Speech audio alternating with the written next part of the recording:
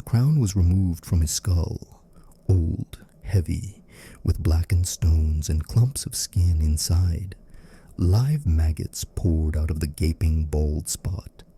White and sticky, they fell on the Duke's shoulders, ran down the back of his neck, hid in the folds of his collar, and wriggled in his hair.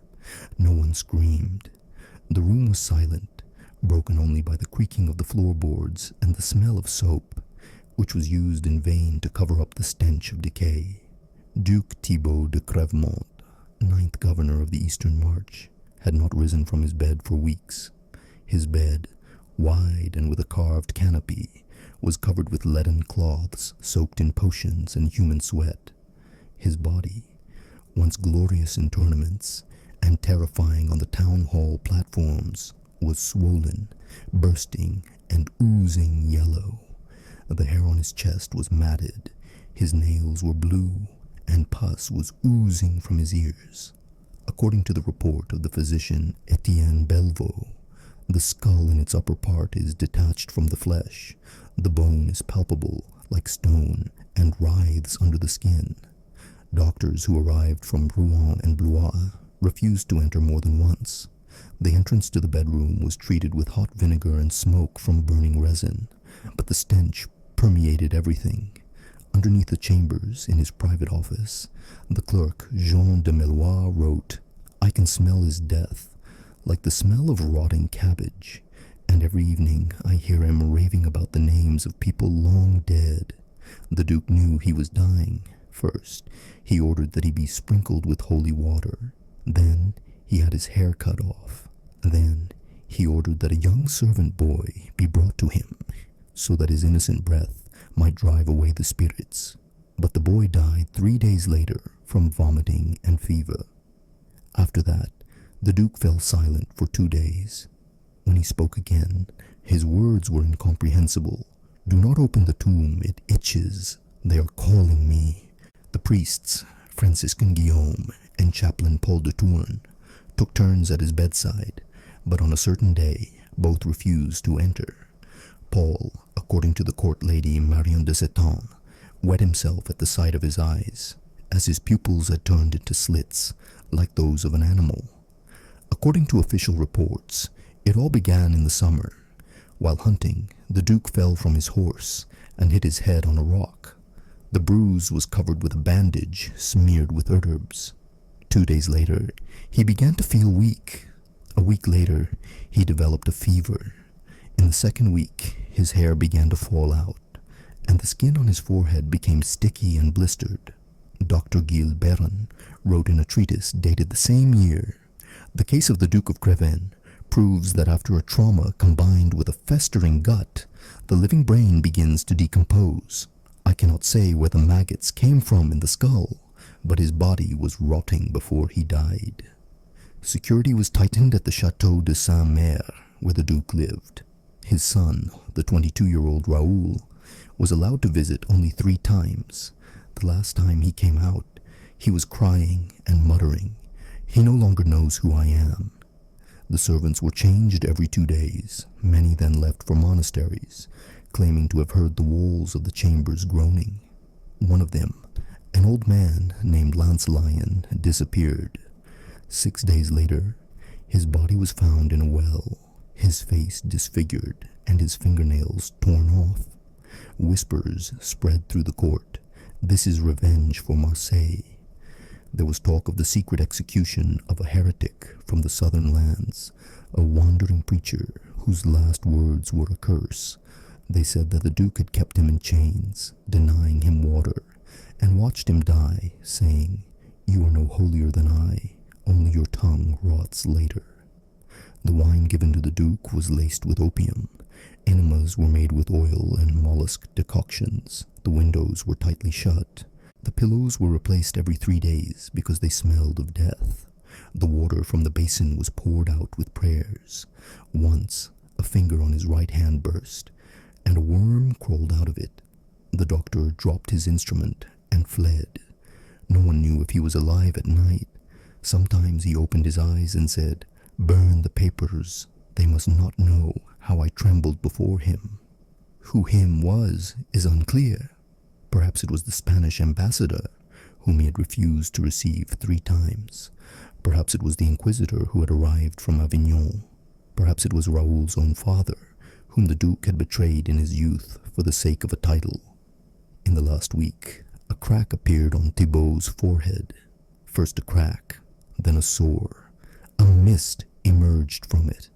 One of the scribes, Hugo de Chancel, later described it as the breath of a dead man coming out through the frontal bone.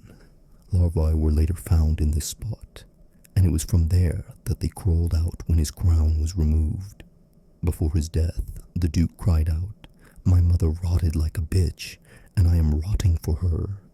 This could be heard through the doors. He stank so badly that the monk who came to read his last prayer was blinded in one eye. Thibault's body swelled like a bellows. By morning, he was no longer breathing. The skin on his head was removed along with the crown. It was crawling with maggots. While the body was still warm, they tried to treat it with wine and salt, but the flesh fell off. One of the doctors suggested an autopsy, but he was sent away. Embalming was impossible. The internal organs had already decomposed. The Duke was carried to the temple in a closed sarcophagus, covered with a lead shroud. The people were silent, the smell permeating even the metal. The second day after the Duke's death began with a riot in the kitchen. 2 cooks refused to cook, claiming that rats that had gotten into the basement were chewing on rags with the remains of rotten flesh. One of them, a young man named Remy, testified under oath that, during the night, he saw white insects crawling out from under the door of the Duke's chambers, and one bit him on the ankle. The wound was cauterized, but a day later, Remy began to rave and died. Meanwhile, Duchess Agatha, with whom Thibault had hardly spoken for the past 10 years, declared 3 days of mourning, and retired to a convent at the Abbey of Saint Clair. Rumors of her pregnancy were immediately suppressed.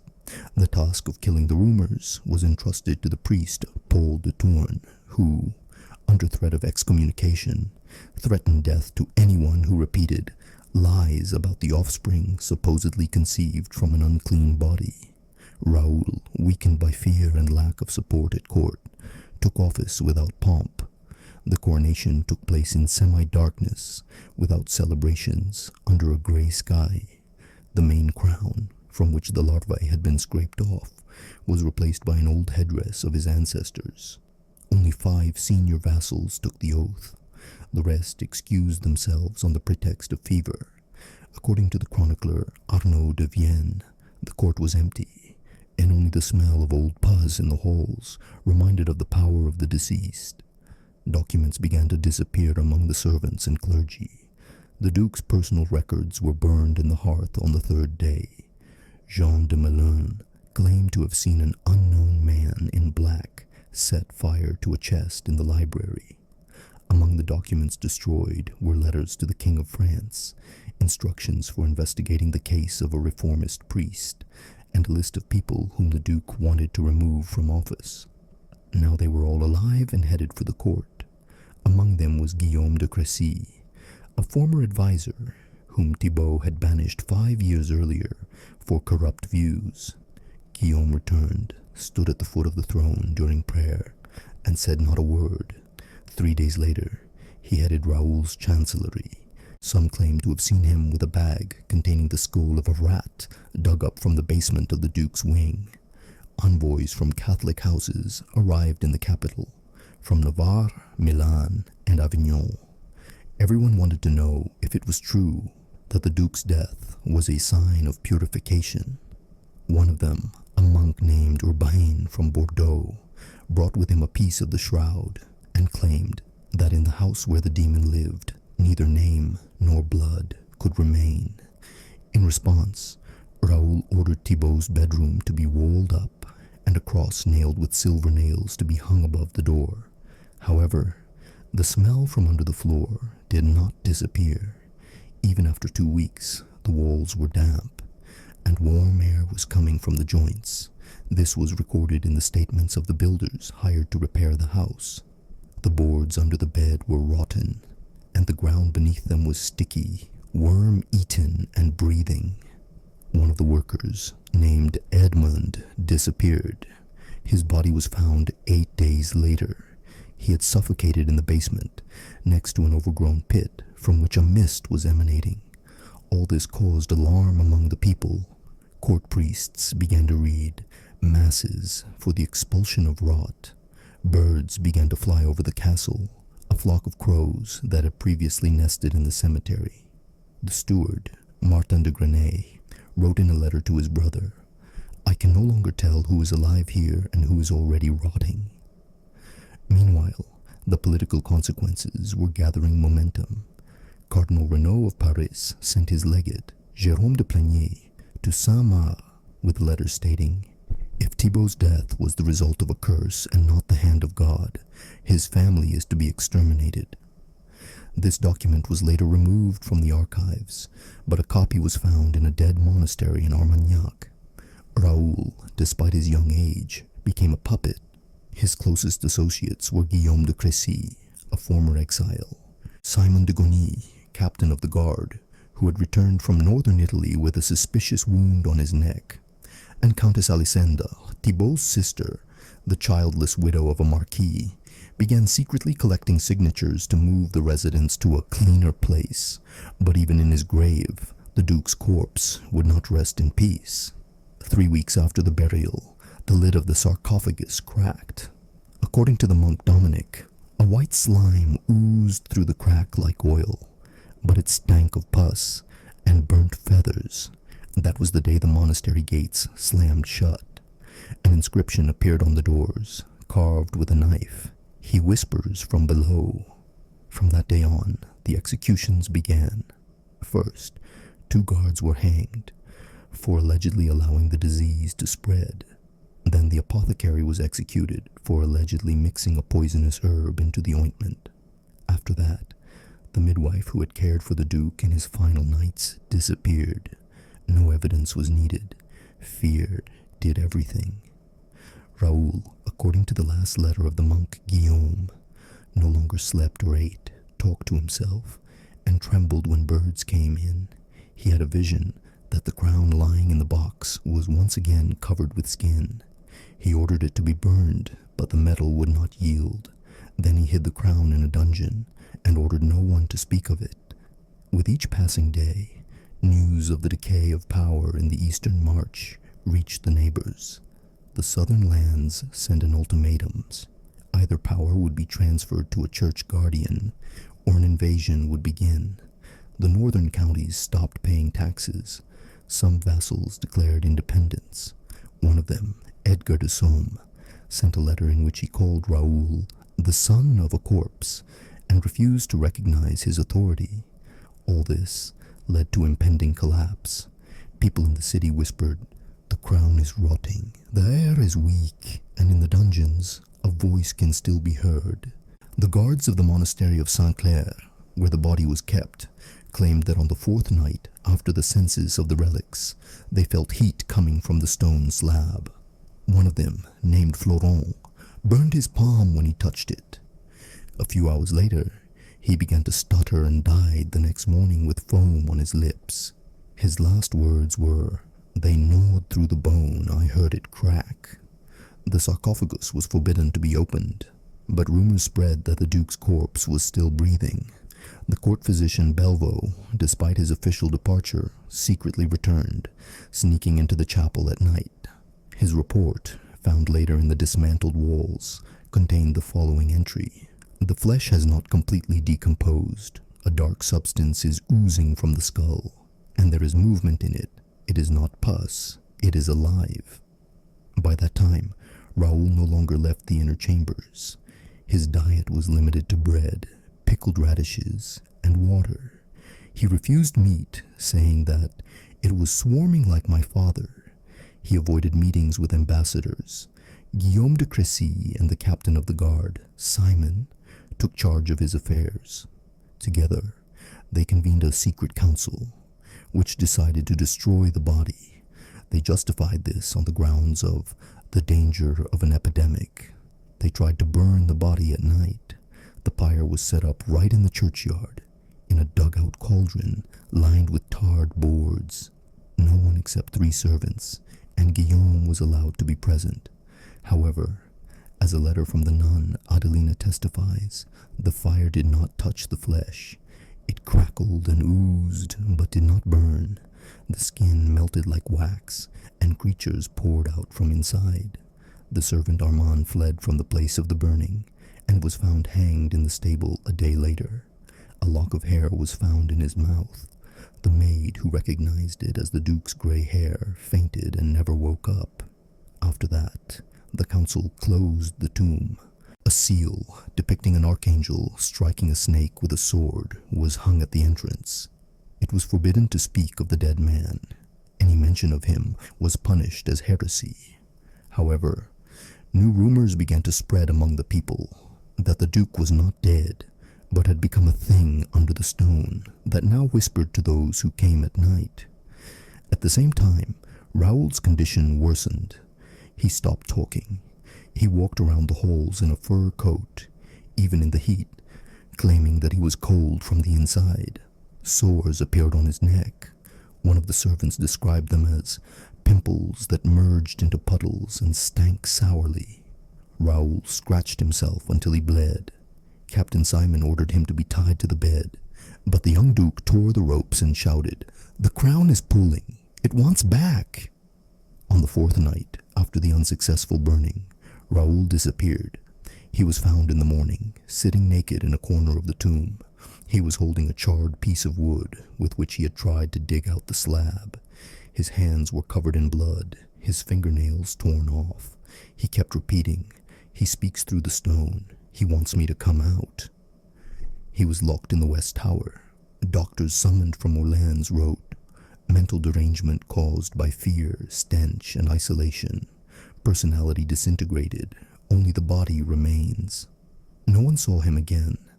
Officially, he had fallen into holy silence. In reality, he had been removed from the line of succession. Guillaume de Crécy declared a temporary regency, but at that moment the situation spiraled out of control.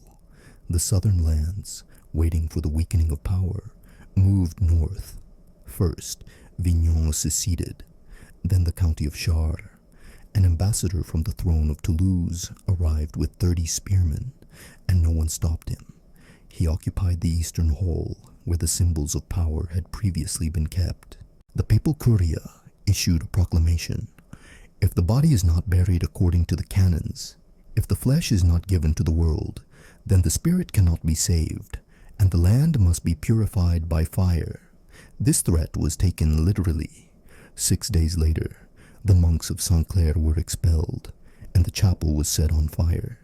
The fire lasted 3 days. It is believed that the sarcophagus remained under the rubble. After that, people began to leave the castle. Less than a third of the former staff remained in the servants' quarters. Of the 40 clerks, only 4 remained. Of the 8 court apothecaries, not one remained.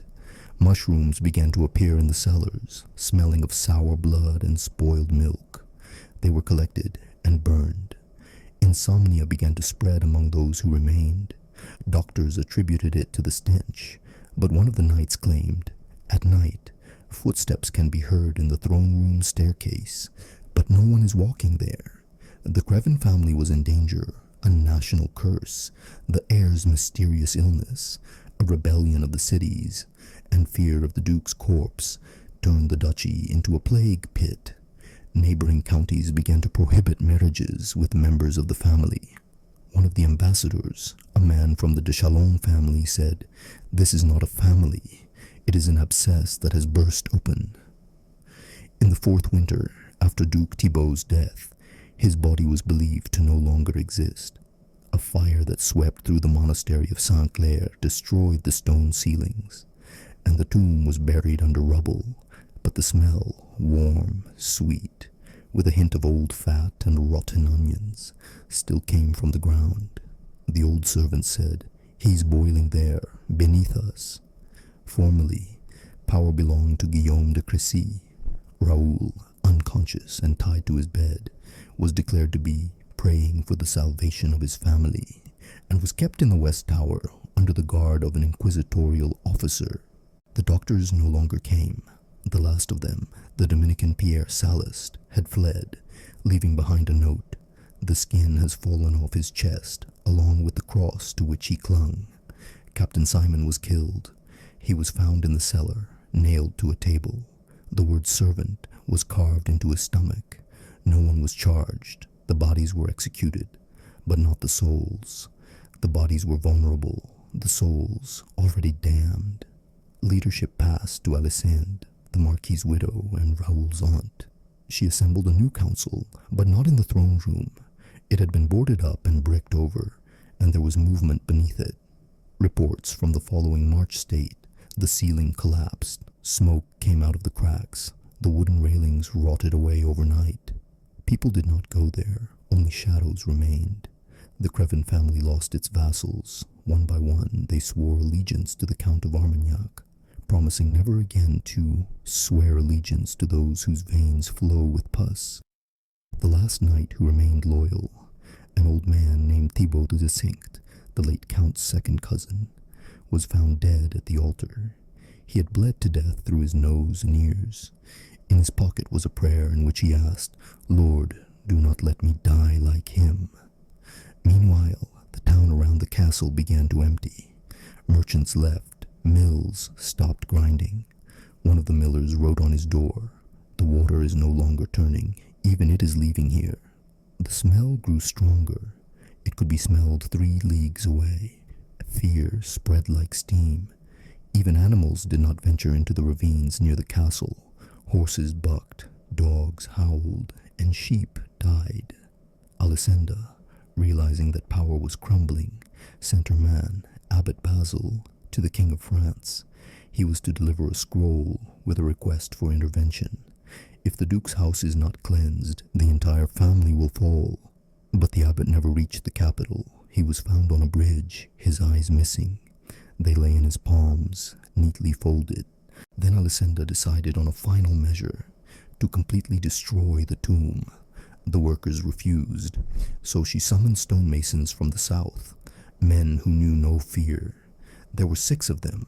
They began to dismantle the slab, but on the 3rd day, 3 of them ran away. One of the remaining men, named Bruno, began to pray and ask for forgiveness, even though he was an unbeliever. A day later, all 3 disappeared. All that was found at the excavation site was a burnt spot and a lock of hair. After that, it was decided to seal off the entire lower part of the castle. All the entrances were bricked up. The upper floors were deserted. Only Alisande and her 2 bodyguards remained. Soon, one of them died from the heat, and the other went mad, repeating, "He asks for the crown to be raised." Raoul was never seen again. He was last seen standing at the window, his face covered in sores, his eyes glassy. The clerk, Jean de Millois, described him as standing and staring into the void, as if he knew that none of us had a future. In the spring, when the court had been completely abandoned and the duchy effectively abolished, messengers from the king arrived at the ruins. They found desolation. Of the entire Crevin family, only Alisande remained alive, lying in the chapel in a pool of pus. Her face was turned toward the ceiling, her mouth open as if she had been trying to scream, but had not had time. A note found near her read, "He wanted us to watch. He wanted us to remember what power looks like when it is not used, only feared." Later, a stone cross was erected on the site of the castle. The area around it is now a wasteland. No one has lived there for decades. The Crevmont family was declared extinct. The duchy was placed under the direct control of the crown. All documents were confiscated. All symbols were burned. However, copies of the confiscated documents were preserved. They mention signs of unusual decay, political paralysis, and the disintegration of power coming from within the body. Later treatises compiled by medical colleges noted this case as a possible example of infection through tissue affected by power. And years later, the people still said, When they took off the crown, maggots crawled out of his head. That means the power had been dead for a long time, only no one noticed the smell.